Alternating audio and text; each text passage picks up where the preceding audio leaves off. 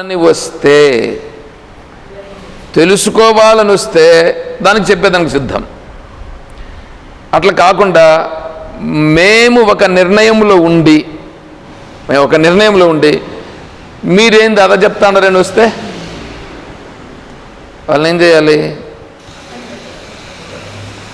పక్కన పెట్టాలి.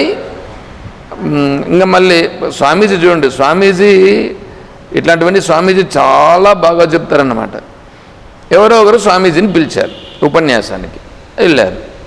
వెళితే వాళ్ళు ఏం చేశారంటే ఉపన్యాసం ఇప్పుడు మనం చెప్పుకుంటున్నాం కదా, ఈ రూములో వినిపించేటట్లుగా కదా పెట్టాలి మైకు. వాళ్ళు ఏం చేశారంటే పైన పెట్టారు, మైకు పైన పెట్టి ఆ వీధుల్లో అంతా వినిపించేట్లుగా పెట్టారు. ఆడెవరు ఉండారంటే ఆడ 10 మంది కూడా లేరట. సరే స్వామీజీ చూశారు, చూసి ఇది ఎందుకు ఇలా పెట్టారు ఇట్లా అని అడిగారు. స్వామి ఇది మేము అంతా అట్లా మామూలుగా పెడతామన్నారు. సరే ఈడ ఎంతమంది ఉన్నారు, ఈ లోపల మైక్ ఉందా? లోపల లేదు, హార్న్ లోపల వినిపించట్లేదు. ఇప్పుడు నేనంటే కొంచెం గొంతులో కొంచెం పిచ్ ఉంది కాబట్టి కొద్దిగా మాట్లాడతాను. స్వామీజీ వయసు ఎంత? స్వామీజీ వయసు ఎంత? ఆ వయసులో వారు గట్టిగా మాట్లాడాలంటే కుదురుతుందా? దానికి మైక్ కావాలి కదా, హార్న్ పెట్టాలి కదా. వాళ్ళదంతా ఆలోచించకుండా మీరు మాట్లాడితే సరిపోతుంది స్వామి మాకు అని. ఇట్లా కాదు, లోపల మైక్ పెట్టండి, పైది కట్ చేయండి. ఎందుకంటే ఎవరికన్నా అవసరమైతే వాళ్ళ లోపల రావాల. వాడికి ఏంది మనం చెప్పేది? ఎప్పుడు కూడా కానీ ఇక్కడికి వస్తే దానికి వాల్యూ ఉంటుంది, ఇక్కడికి వస్తే వాల్యూ ఉంటుంది. కానీ అందుకే నేను కూడా చెప్తుంటాను ఈ ఆన్లైన్లో ఉండే వాళ్ళకు కూడా, కనీసం వారానికి ఒక్కరోజైనా రండి అని చెప్తున్నాను. ఎందుకు? ఇక్కడికి వస్తే దీని వాల్యూ కొంచెం మనస్సు ఏమవుతుందంటే, మనస్సు చూడండి, ఇప్పుడు అక్కడి నుంచి ఇక్కడికి వచ్చారని అనుకోండి, అక్కడి నుంచి ఇక్కడికి వస్తే శరీరం ఏమైపోతుందంటే అక్కడ ఉండే విషయాలన్నింటినీ విడిచిపెట్టి ఇక్కడికి వచ్చిందిగా.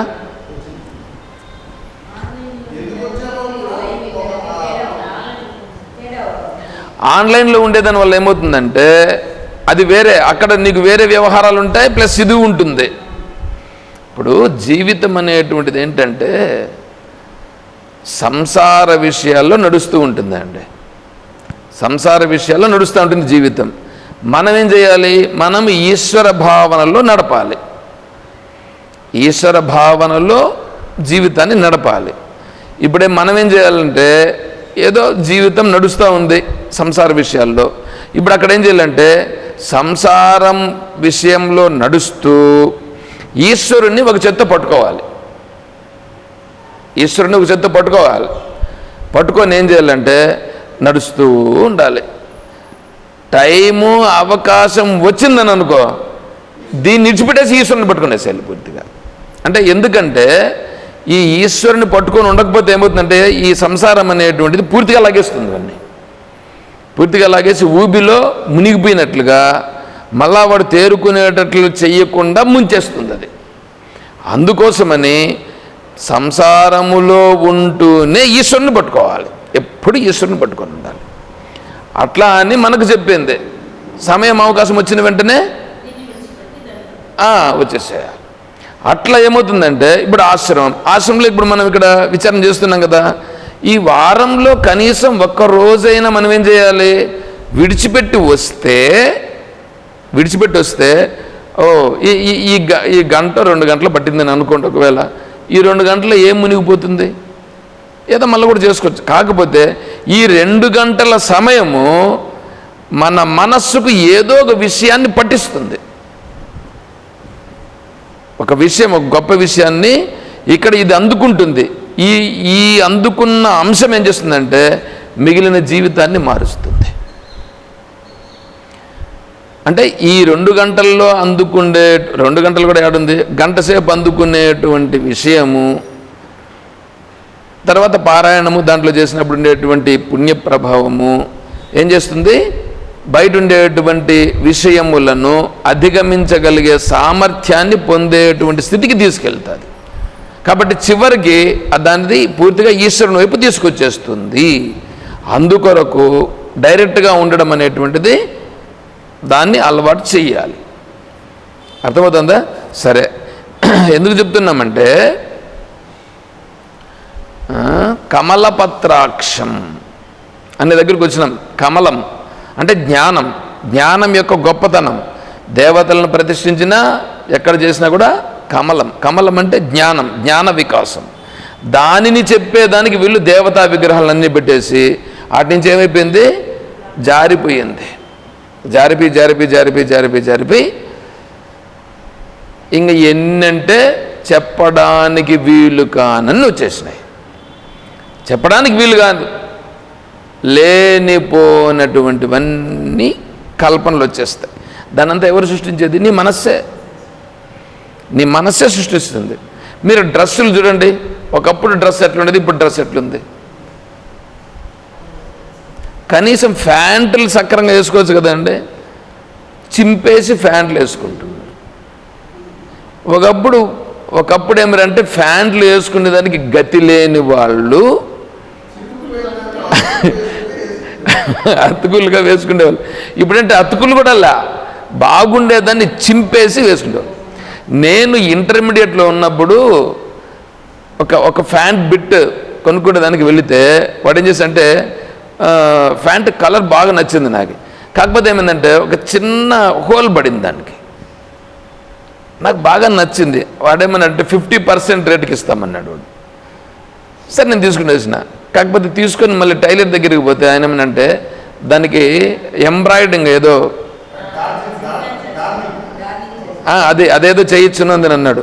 సరే అది చేసే ఏం పోతుంది, 50% తగ్గింది కదా నాకు రేటు అని నేను దాన్ని తీసుకున్నా. అంటే నేను ఎప్పుడు ఇంటర్మీడియట్లో ఉన్నప్పుడు నేను అట్లా తీసుకొని అదొకటి చేసినాం అప్పుడు దాన్ని. ఇప్పుడేమిరంటే అంటే చేంజింగ్స్ ఎంత వచ్చేసినా చూడండి. ఇదంతా ఎవరు చేశారు? మనసు చేసింది కదా, ఇది మనసు చేసినటువంటిది. అట్లాగే దేవుని యందు కూడా అలాగే చేసేసారు. జ్ఞానస్వరూపం, జ్ఞానం అనేటువంటిది భగవంతుని యొక్క స్వరూపం. నహి జ్ఞానేన సదృశం పవిత్రమిహ విద్యతే. భగవద్గీత.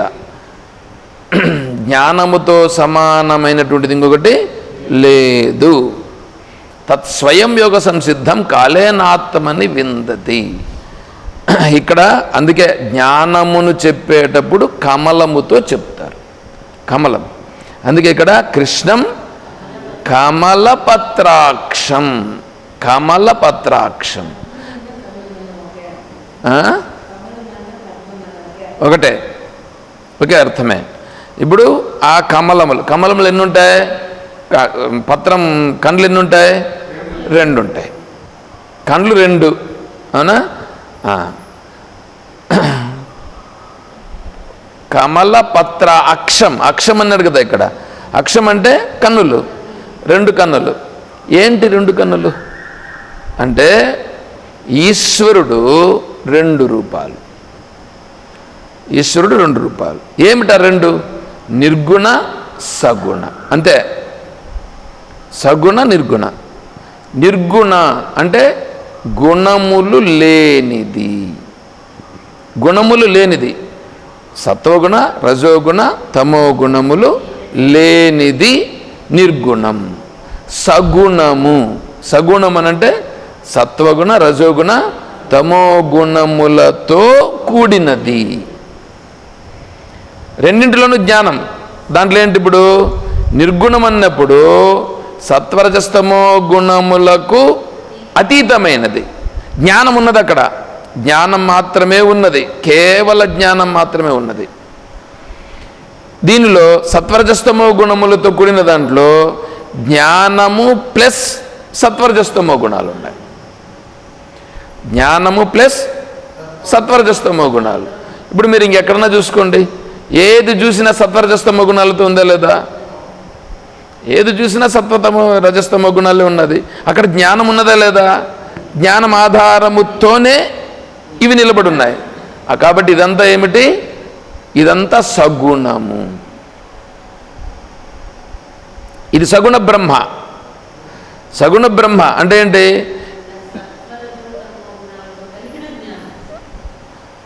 అవును, సత్వరజస్తమో గుణాలతో కూడిన జ్ఞానం. అది సగుణ బ్రహ్మ, అది సగుణ బ్రహ్మ. సత్వరజస్తమ గుణములు లేనిది నిర్గుణం. అందుకే కమల పత్రాక్షం, 2 కన్నులు ఎవరికి?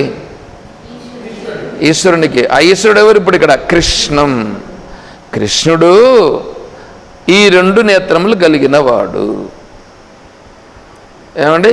ఈ 2 స్థితుల్లో ఈ 2 రూపాలుగా ఉన్నటువంటి వాడు కృష్ణం.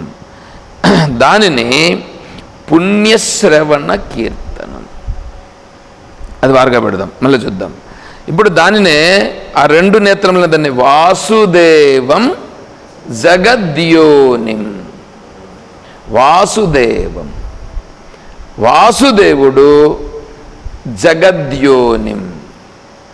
జగద్యోనిం అంటే జగత్, యోనిం, యోనిం అంటే మార్గము, అంటే జగద్రూపముగా ప్రకటమైనటువంటిది.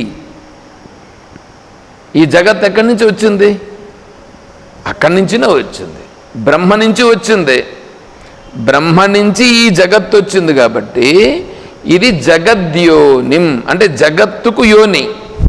ఏది? ఏ బ్రహ్మ అయితే ఉన్నదో ఆ బ్రహ్మ జగద్రూపముగా ప్రకటమైనది. జగద్రూపముగా ప్రకటమైనటువంటి బ్రహ్మ సగుణ బ్రహ్మ, జగద్యోనిం. వాసుదేవం, వాసుదేవం అన్నప్పుడు వాసు అనంటే వాసనాత్ వాసుదేవస్య వాసితంతే జగత్రయం. వాసనాద్ వాసుదేవస్య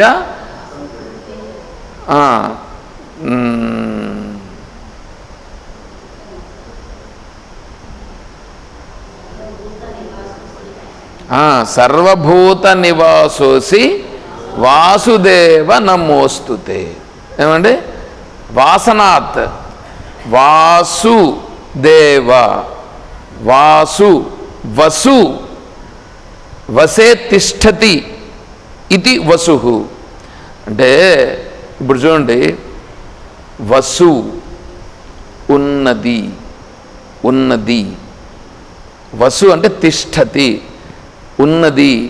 నీకు ఉందా లేదా? ఇదంతా ఉన్నది, ఉన్నది. వసు అంటే ఉన్నది. దేవః తెలియబడుట, దేవః ఉండుట, తెలియబడుట. సత్ చిత్, సత్ చిత్తు వేరా ఒకటా? ఒకటే, ఒకటే. సూర్యుడు ఉన్నాడా, ప్రకాశిస్తున్నాడా? నేను అడిగింది ఏంటి? ఉన్నాడా, ప్రకాశిస్తున్నాడా? ఉన్నాడు అదే, ప్రకాశిస్తున్నాడు అదే. సరే, సూర్యుని ఎవరు తెలియజేస్తున్నారు ఉన్నాడని? సూర్యుని సూర్యుడే ప్రకాశింపజేస్తున్నాడు. ఇక్కడ సూర్యున్ని, ఇప్పుడు సూర్యున్ని నేను తెలుసుకుంటున్నా, ఓకే. ఆ తెలుసుకుంటా అనేది నేను చైతన్య రూపంగా ఉండేది, అది ఓకే. ఇప్పుడు సూర్యున్ని ఎవరు ప్రకాశింపజేస్తున్నాడు?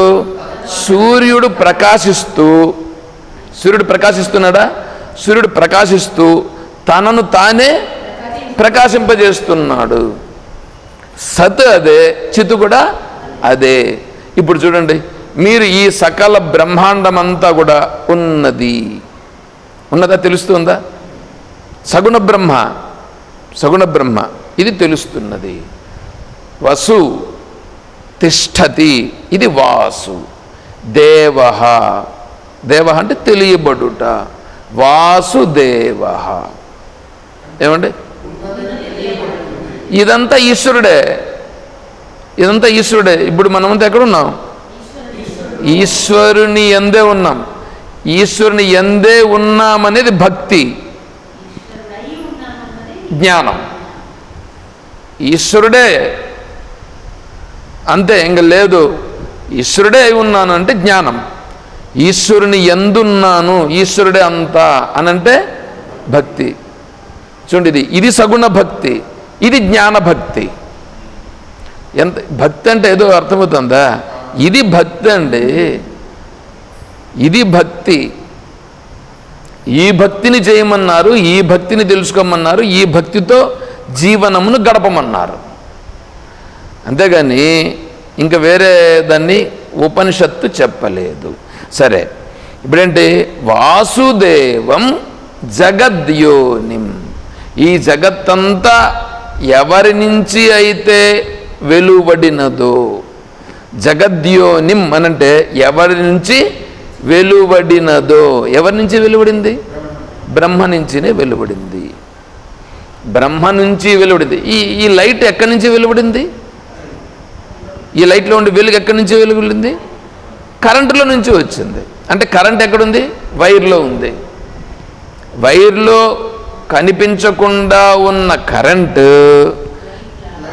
లైట్లో ప్రకటమైనది. అంటే నిర్గుణ బ్రహ్మ సగుణ బ్రహ్మగా ప్రకటమైనది. అర్థమైందా ఇదే?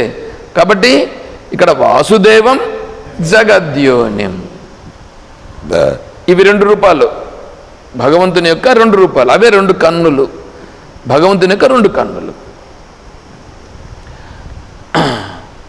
బహూనాం జన్మనామంతే జ్ఞానవాన్ మాం ప్రపద్యతే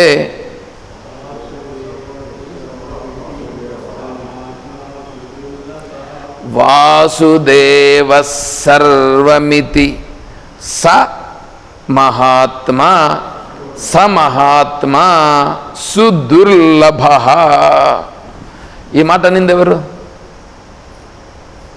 ఈ మాట అన్నది ఎవరు? భగవంతుడు. భగవంతుడు ఎక్కడ? భగవద్గీతలో అన్నాడు. భగవద్గీతలో భగవానుడు అన్న మాట 7వ అధ్యాయంలో, బహూనాం జన్మనామంతే జ్ఞానవాన్ మాం ప్రపద్యతే. నా తత్వాన్ని వాళ్ళు తెలుసుకుంటారు. జ్ఞానవాన్, జ్ఞానవాన్, ధనవాన్, జ్ఞానం కలిగినవాడు. జ్ఞానవాన్ అంటే జ్ఞానం కలిగినవాడు. ఏ జ్ఞానం? ఈ జ్ఞానం అంటే భగవత్ తత్వజ్ఞానం కలుగుట. భగవత్ తత్వజ్ఞానం కలిగినవాడు జ్ఞానవాన్. ఈ జ్ఞానమును కలిగినవాడు ఏమని తెలుసుకుంటాడు? వాసుదేవ సర్వమితి. వాసుదేవుడే సర్వమని తెలుసుకుంటాడు. అతను సమహాత్మా. ఏమన్నారండి? సహ మహాత్మా.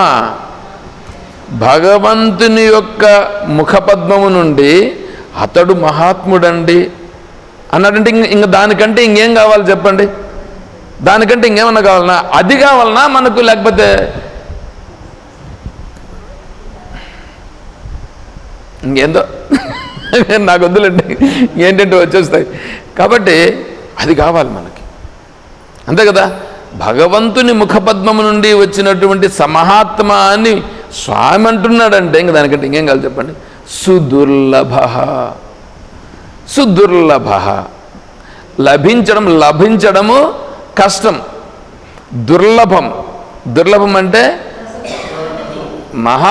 మహాదుర్. సుదుర్లభం మళ్ళా దాంట్లో అంటే ఇంక ఇట్లాంటి వాడు దొరికేది చూడండి. అంటే అంతటి గొప్పది ఆ జ్ఞానం, అంతటి గొప్పది ఆ జ్ఞాన భక్తి. చూడండి ఎట్లా ఉండాలి. ఇప్పుడు ఎక్కడ చూడాలి భగవంతుణ్ణి?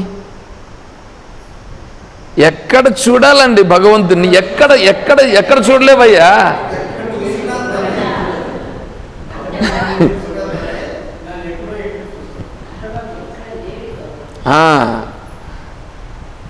బాగానే ఉంది, బాగానే ఉంది.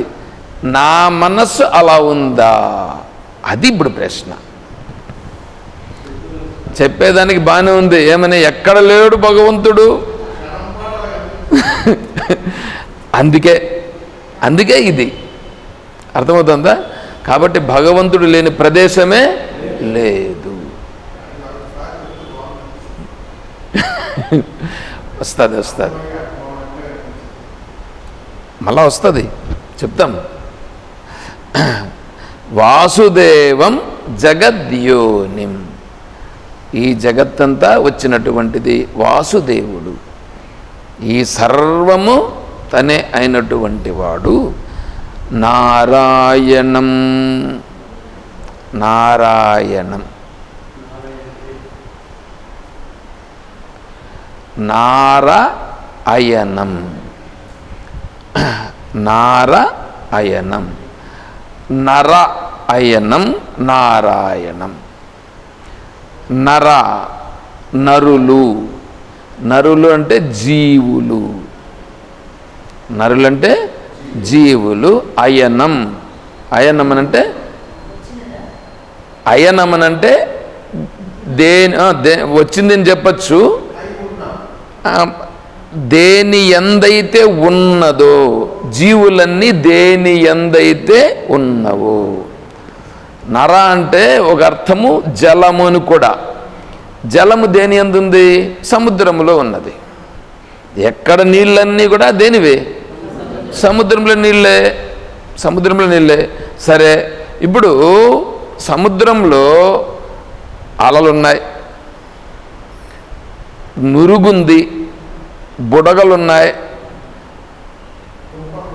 తుంపర్లున్నాయి. యథా ఫేన తరంగాది సముద్రాదుదితం పునః అంటే ఈ అలలు, నురుగు, తుంపర్లు, దాన్ని ఏమన్నాము బుడగలు, ఇవంతా సముద్రమేనా వేరేనా? సముద్రమే, అవునా? ఇప్పుడు ఇవన్నీ సముద్రంలోనే ఉన్నాయిగా. అలాగే ఈ నరహ, ఈ నరులు అంటే జీవులు. జీవులు నరహనంటే నా రుష్యతే వ్యథతే ఇది నరహ. నా రుష్యతే వ్యథతే, రుష్యతే వ్యథతే అంటే మీ రుష్యతే వ్యథతే. వ్యథతేనంటే నాశనం కావడం, రుష్యతేనంటే పుట్టి నిలిచి ఉండుట. అవి పుట్టను లేదు, నాశనము కావడం లేదు. పుట్టని నాశనము కానటువంటి జీవులు ఎందులో అయితే ఉన్నదో అది నారాయణుడు. జీవులు పుట్టినరా? జీవులు అని అనిపిస్తున్నాయి. మమైవాంశో జీవలోకే జీవభూత సనాతన. ఇప్పుడు జీవుడు అని కదా మనం అంటున్నాం. ఏమంటే నేను జీవుడు అని అంటున్నాం కదండి. నేనేమంటున్నా అంటే మీరు జీవుడు, ఓకే.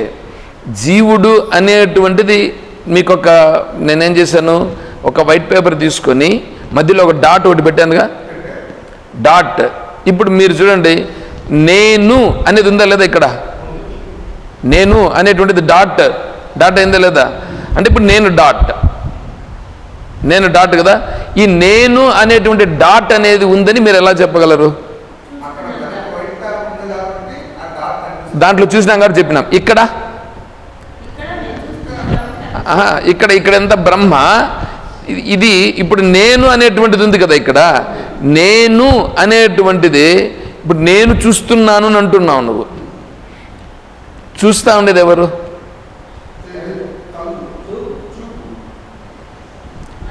నేను. ఇప్పుడు మనస్సు కదా డివైడ్ చేస్తూ ఉంది కదా. ఇప్పుడు మనస్సు అనేటువంటిది డివైడ్ చేసి మనస్సు కదా ఇక్కడ నేను అని అంటుంది కదా. ఇది నేను అహంతో నేను అంటా ఉందా, చైతన్య రూపంగా నేను అంటా ఉందా, మనస్సు రూపంగా నేను అంటా ఉందా?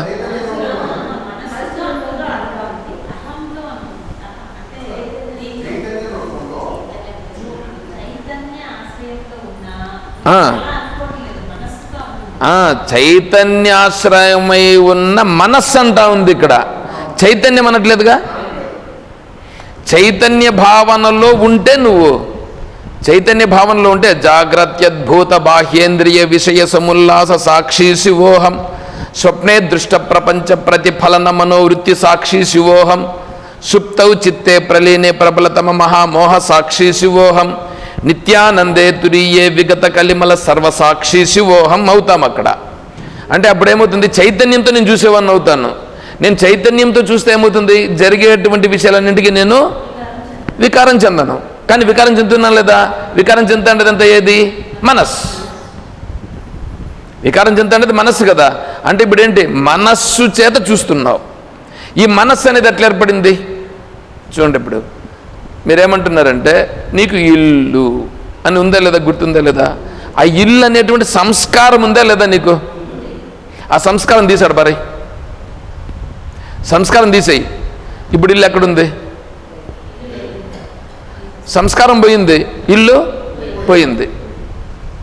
ఇంకా మీరు మీతో ఇంక ఏంటంటే ఉన్నాయో, నాకు ఇంత ఉంది, బ్యాంక్ అకౌంట్ ఉంది, ఆ సంస్కారం తీసాడు వారుగా మరి. ఇప్పుడేముంది? బ్యాంక్ అకౌంట్ లేదు, అవునా? భార్య అనే సంస్కారం మనసులో ఉంది, దాన్ని తీసాడు వారుగా మరి. ఇప్పుడు భార్య ఏమైంది? పోయింది. భర్త సంస్కారం ఉన్నది, దాన్ని తీసాడు వారుగా మరి. ఏమైంది? పోయింది. కానీ మనుషులు పోయినారా? అందరూ ఇట్లే ఉన్నారు, లోపల సంస్కారాలు మాత్రం పోయినాయి. ఈ సంస్కారాలు ఎరేజ్ అయిపోయినాయి. ఓకే, ఇప్పుడు సంస్కారాలు ఏమీ లేవు. ఓకేనా? సంస్కారాలు ఏమీ లేవు. ఇప్పుడు ఎవరు చూస్తున్నారు? ఇప్పుడు చైతన్యం తెలుస్తుంది. అర్థమవుతుందా? ఇప్పుడు వీడు ఎక్కడ విన్నాడు? జీవుడు. అది ఇప్పుడు జీవుడు ఉన్నాడా లేడా? అది ఈ జీవులందరూ అలా ఉన్నారు. ఈ జీవులందరూ మయాతతమిదం సర్వం జగదవ్యక్తమూర్తిన మత్స్థాని సర్వభూతాని నచాహం తేష్వస్థితః. మయాతతమిదం సర్వం జగదవ్యక్తమూర్తిన మత్స్థాని సర్వభూతాని నచాహం తేష్వస్థితః. నచమస్థాని భూతాని పశ్యమే యోగమైశ్వరం. భూత భృన్నచ భూతస్థు మమాత్మ భూత భావనః. ఇక్కడ మనం చెప్పుకుంటున్నాం కదా, ఎవరెవరైతే అబ్జెక్షన్ చెప్పే వాళ్ళు ఎవరున్నారో ఈ శ్లోకాలకు అర్థం తెలుసుకొని నేను చెప్తా అంటే అర్థాన్ని విని నా దగ్గరికి రండి. ఎవరైనా సరే మాట్లాడగలుగుతాను. ఊరికే తెలియకుండానే ఊరికే మాట్లాడుతూ వస్తే ప్రయోజనము లేదు. అర్థమవుతుందా? నచమస్థాని భూతాని, ఈ భూతములన్నీ లేవు. నచమస్థాని భూతాన్ని 9వ అధ్యాయం భగవద్గీత. నచమస్థాని భూతాన్ని పశ్య, చూడు, మే యోగమైశ్వరం, నా యొక్క ఐశ్వర్యాన్ని చూడవయ్యా, నా ఐశ్వర్యాన్ని చూడు. ఈ భూతములన్నీ నాలో ఉన్నాయి. ఈ భూతములు ఎందు నేను లేను. మళ్ళా భూత భృన్నచ భూతస్థు, మళ్ళీ భూతాలు పుడతా ఉన్నాయి, పెరుగుతూ ఉన్నాయి, అవన్నీ పోతూ ఉన్నాయి, ఏమేమో జరుగుతూ ఉండదు. మమాత్మ భూత భావన, నా ఆత్మతోనే అవన్నీ జరుగుతున్నాయి. అంటే ఇప్పుడు ఇవన్నీ నిలబడి ఉన్నాయి లేదా? ఈ మనసులన్నీ నిలబడి ఉన్నాయి లేదా? ఈ మనసులన్నీ నిలబడి ఉండేదానికి ఆధారం నేనే. ఈ మనసులన్నీ నిలబడి ఉండేదానికి ఆధారం నేను, అవునా? ఇవి నరహ, ఇవి నరహ అయనం యస్య సహ, నరహ అయనం యస్య సహ నారాయణః. ఈ సకల మనస్సులు, ఈ సకల జీవులు ఎందులో అయితే నిలబడి ఉన్నాయో అది నారాయణుడు. నరహ అయనం యస్య సహ. చూడండి ఎట్లుందో, నారాయణం హరిం. హరిం, ఈ జీవులుగా ఉండేటువంటి వాళ్ళు ఆ తత్వాన్ని తెలుసుకునేదానికి